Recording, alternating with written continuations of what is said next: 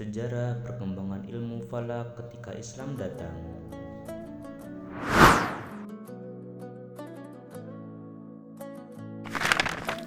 Bismillahirrahmanirrahim. Assalamualaikum warahmatullahi wabarakatuh. Alhamdulillahirrahmanirrahim. Wa bihi nasta'in wa ala umur dunia wa din. Amma ba'du. Yang saya hormati Bapak Hafizul Ahdi MH selaku dosen pengampu mata kuliah Ilmu Falak 2.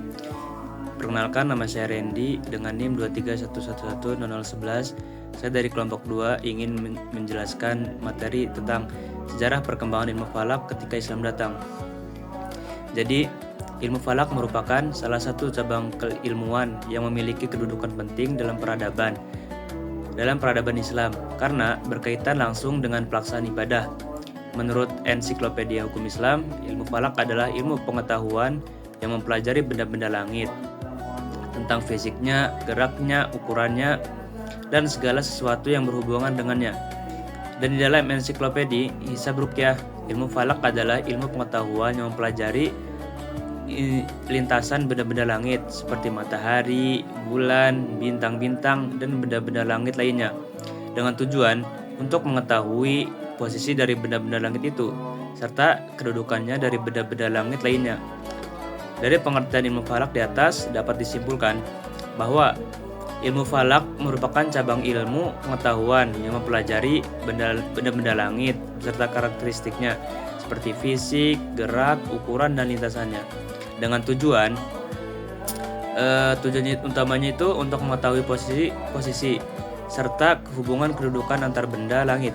Ilmu ini memiliki peran penting dalam praktik keagamaan Islam, khususnya dalam penentuan waktu ibadah, arah kiblat, serta penetapan awal bulan hijriyah melalui metode hisab dan ruqyah. Sejak kedatangan Islam, kebutuhan untuk mengetahui waktu-waktu ibadah seperti sholat, puasa, dan penentuan awal bulan qamariyah mendorong umat Islam untuk memperhatikan fenomena lain, khususnya peredaran matahari dan bulan. Kondisi ini menjadikan ilmu falak berkembang, tidak hanya sebagai pengetahuan astronomi, tetapi juga sebagai ilmu terapan yang berfungsi menunjang pelaksanaan syariat Islam.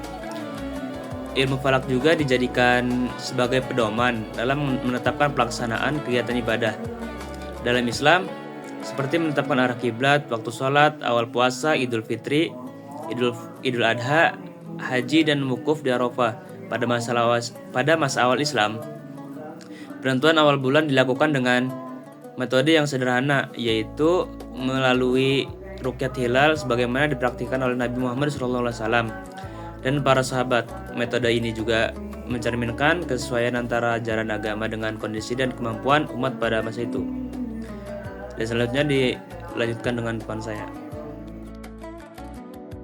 Nama saya Rosia dengan NIM 231110013. Saya di sini akan memaparkan materi pertama, yaitu tentang sejarah ilmu falak. Nah, awal mulanya ilmu falak dalam Islam bisa dikaitkan dengan kisah Nabi Ibrahim alaihissalam ketika beliau mencari kebenaran tentang Tuhan dengan mengamati matahari, bulan, dan bintang. Pengamatan tersebut memang belum bisa disebut sebagai ilmu pengetahuan secara ilmiah karena belum menggunakan metode penelitian. Namun hal itu menunjukkan bahwa benda-benda langit adalah tanda kebesaran Allah Subhanahu wa taala dan memiliki peran penting dalam kehidupan manusia. Sejak dulu, manusia sudah memanfaatkan benda-benda langit untuk berbagai keperluan. Misalnya, matahari sebagai sumber kehidupan dan penentu waktu siang dan malam. Kemudian bulan sebagai dasar perhitungan kalender hijriyah. Kemudian bintang sebagai petunjuk arah, terutama bagi masyarakat Arab yang sering melakukan perjalanan di padang pasir. Hal ini menunjukkan bahwa ilmu falak memiliki hubungan erat dengan kehidupan manusia. Pada masa Rasulullah SAW, ilmu falak masih berada dalam tahap dasar. Namun Rasulullah telah meletakkan fondasi penting, terutama dalam pelaksanaan ibadah. Contohnya penentuan waktu sholat berdasarkan pergerakan matahari, penentuan awal bulan dengan ruqyat atau melihat hilal secara langsung, kemudian penentuan waktu puasa, hari raya, dan ibadah haji. Artinya, walaupun belum berkembang sebagai ilmu sains yang kompleks, dasar-dasar sudah ada dan digunakan dalam praktik keagamaan.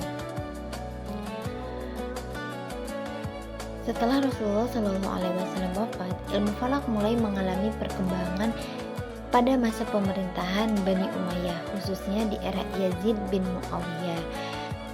Perhatian terhadap ilmu falak di situ meningkat. Nah, perkembangan dari ruqyat ke hisab. Pada masa Nabi Shallallahu Alaihi Wasallam, penentuan awal bulan dilakukan dengan ruqyat. Namun pada abad pertama Hijriah sudah ada ulama dari kalangan tabi'in yang memperbolehkan menggunakan hisab atau perhitungan astronomi, yaitu Mutarir ibni Abdillah bin ibni Ash-Shikhir. Hal ini menunjukkan bahwa studi ilmu falak telah mengalami perkembangan pemikiran. Umat Islam mulai menggabungkan pengamatan langsung dengan perhitungan ilmiah. Mungkin itu saja yang dapat saya sampaikan, kurang dan lebihnya saya mohon maaf. Terima kasih dan akan dilanjutkan oleh teman saya. Perkenalkan, nama saya Lutfan Trimukti dengan NIM 23111016. Di sini saya akan memaparkan materi tentang masa kemunduran ilmu falak dan masa kebangkitan kembali ilmu falak. Puncak kemajuan dan kejayaan ilmu falak yang dicapai umat Islam pada masa pemerintahan Khalifah Al-Ma'mun. Al-Ma'mun sangat tertarik dengan ilmu falak, sehingga ia mengeluarkan dana dalam jumlah besar untuk kemajuan ilmu falak. Kemajuan bidang ilmu falak dapat pula diasumsikan sebagai bagian untuk mencapai masa kejayaan Islam. Oleh karena itu, sumbangan ilmu falak Islam tidak hanya berkembang di dunia Islam, tetapi juga berkembang di dunia Barat.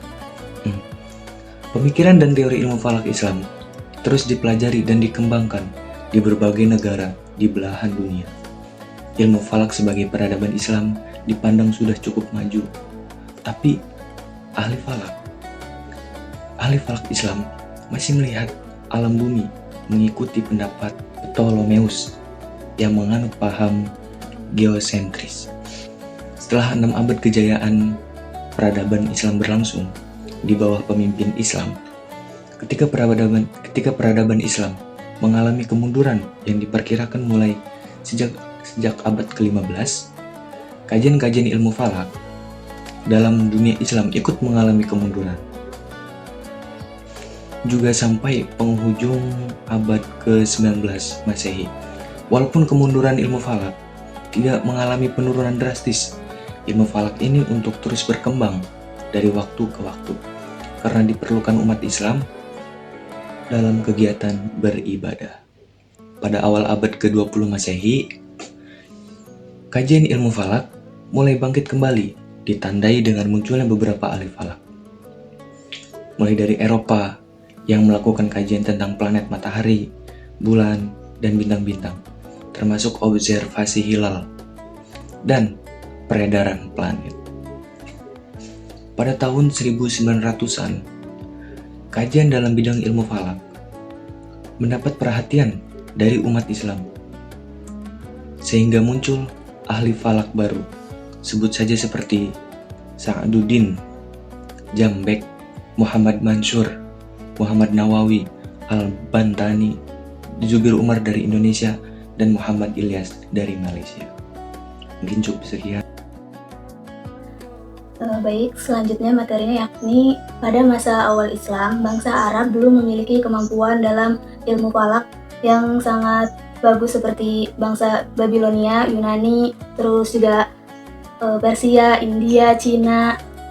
Jadi karena itu bangsa Arab menentukan waktu-waktu ibadah seperti waktu sholat, terus awal Ramadan, Idul Fitri maupun Idul Adha, mereka melakukannya dengan cara melihat langsung atau ruqyat, melihat langsung benda-benda langit. Dengan itu cara yang sangat sesuai dengan kondisi masyarakat saat itu. Pada masa awal Islam, praktik ruqyat sudah dikenal dan digunakan, sedangkan metode hisab pada saat itu masih belum berkembang.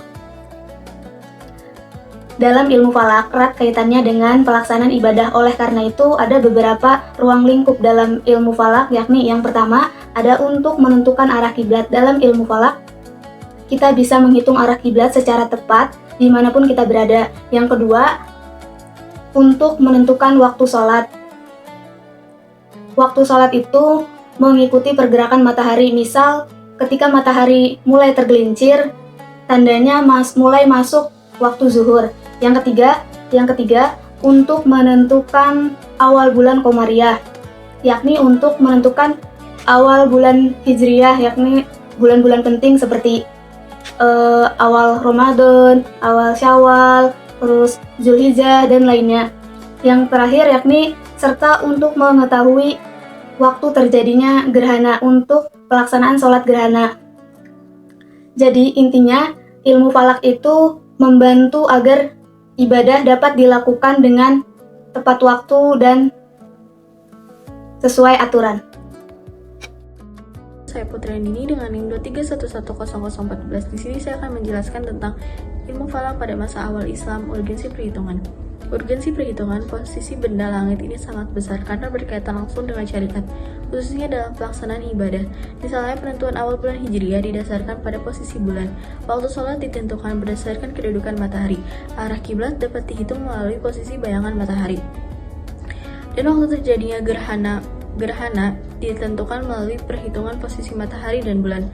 Dalam Al-Quran, Allah Subhanahu wa Ta'ala menegaskan dalam surat An-Nisa ayat 103 bahwa salat merupakan kewajiban yang telah ditetapkan waktunya bagi orang-orang beriman. Hal ini menunjukkan bahwa penetapan waktu salat memiliki landasan syar'i yang jelas. Selain itu, penentuan waktu juga penting dalam ibadah puasa, seperti waktu maghrib sebagai batas akhir puasa dan waktu subuh sebagai awal dimulainya puasa, yang dikenal dalam praktiknya melalui jadwal imsakiyah Ramadan.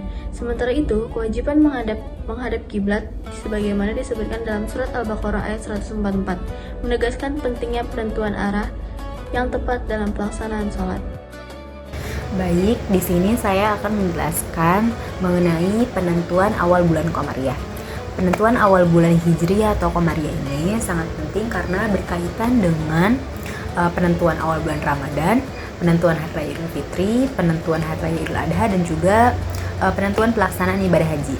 Terdapat dua metode utama dalam penentuan bulan Komariah ini. Yang pertama itu ada metode Ruqyah. Metode ini dilakukan dengan mengamati hilal pada tanggal 29 berjalan. Hasilnya, jika hilal terlihat, keesokan hari menjadi awal bulan baru. Jika hilal tidak terlihat, bulan digenapkan menjadi 30 hari.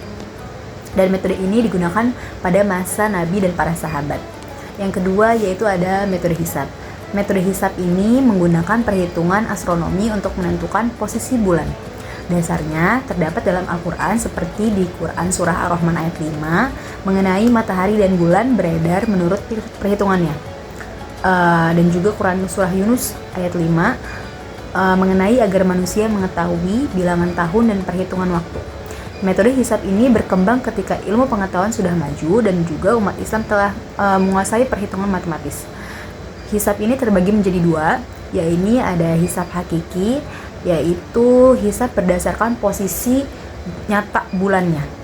Dan yang kedua itu ada hisab urfi, yakni hisab berdasarkan sistem perhitungan kalender.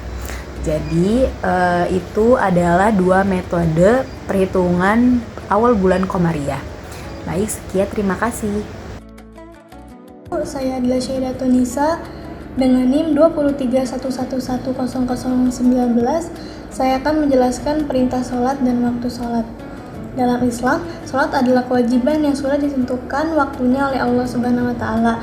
Artinya kita nggak bisa sholat wajib sesuka hati karena Allah Subhanahu wa Ta'ala sudah menentukan waktu-waktu tertentu untuk setiap sholat dan semuanya sudah ada aturannya dalam Al-Quran dan hadis. Pada masa Rasulullah SAW, ilmu falak belum berkembang karena umat Islam saat itu fokus dengan jihad perang dan menyebarluaskan ajaran Islam ke seluruh pelosok dunia. Pada masa itu, dalam menentukan sholat, umat Islam sudah mendapat petunjuk langsung dari Allah Subhanahu wa Ta'ala tanpa adanya kajian ilmiah terlebih dahulu. Karena itulah, waktu sholat bersifat tetap dan tidak berubah. Penentuan waktu sholat berhubungan langsung dengan posisi matahari. Pertama, waktu zuhur dimulai dari tergelincirnya matahari hingga bayangan benda sama panjang dengan yang aslinya. Kedua, waktu asar ketika bayangan benda sudah sama panjang atau lebih panjang dari bendanya. Ketiga, waktu maghrib mulai dari tenggelamnya matahari atau munculnya mega merah sampai hilangnya mega merah. Keempat, waktu isya mulai dari hilangnya mega merah sampai tiba waktu subuh. Kelima, waktu subuh dimulai sejak munculnya fajar shodiq sampai munculnya matahari. Karena matahari terus bergerak, maka waktu sholat juga bisa berbeda-beda setiap hari dan di setiap daerah. Itulah kenapa ilmu falak, ilmu tentang pergerakan benda langit sangat penting dalam Islam. Saya Ahmad Iksan Ramadan dengan NIM 231110020 akan memaparkan bagian kesimpulan dari makalah ilmu falak kelompok 2. Setelah masuknya Islam, ilmu falak ini berkembang secara pesat seiring dengan kebutuhan terkait perhitungan ibadah umat Islam, seperti halnya awal masuk waktu sholat serta awal menjalankan ibadah puasa. Nah, di masa Khalifah Ma'mun, peradaban Islam mencapai puncaknya dan ilmu falak ini ikut berkembang secara pesat. Namun setelahnya mengalami kemunduran. Dan di masa yang lebih modern, yaitu di abad 20 Masehi, ilmu falak dikaji dan dipelajari serta menciptakan inovasi yang lebih modern dan juga yang lebih berguna terkait perhitungan waktu sholat dan lain sebagainya. Intinya lebih praktis. Di masa Nabi Muhammad, perhitungan awal bulan Qamariyah itu didasari pada metode ruqyah. Dan di masa yang lebih modern ini, awal masuk bulan Qamariyah itu didasari pada metode hisab kebanyakan. Nah, begitulah hasil kesimpulan atas makalah yang telah dipaparkan oleh kawan-kawan saya sebelumnya. Kurang lebihnya mohon maaf. Wallahu muwaffiq ila aqwamit thoriq. Assalamualaikum warahmatullahi wabarakatuh.